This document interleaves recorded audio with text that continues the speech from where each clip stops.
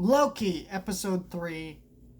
This is my least favorite episode of this show so far because this episode highlights a specific issue I have with TV. You know, a lot of people tell me now, I prefer TV over movies. And I say, that's cool, but movies will always be better.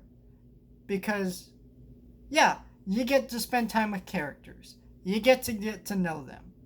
But there's also the crap of like, oh, there's filler. And filler is terrible to me. I do not need to waste time watching episodes of a TV show that contribute to nothing. And this is one of those episodes. So this episode is really just to show these characters connecting and kind of bonding. And that's cool. But the central plot of it is filler. Yeah, the character stuff isn't filler. So you could have made a story in this episode that contributed to something, went somewhere, and shown us all the stuff that you needed to show us with these characters. But no, they don't do that. And TV shows can get away with that because people let them. In a sense, they are okay with it. They don't really criticize it that often, and they keep viewing episode to episode.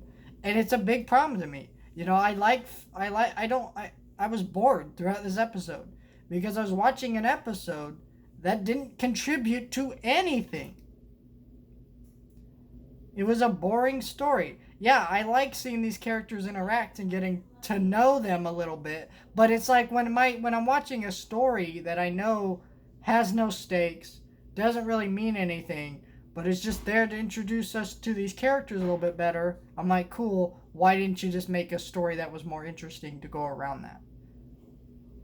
Because that's what movies do, right? You get to know the characters through the story. Maybe not as much as a TV show, but there's still ways to do that. And I think that this episode was just...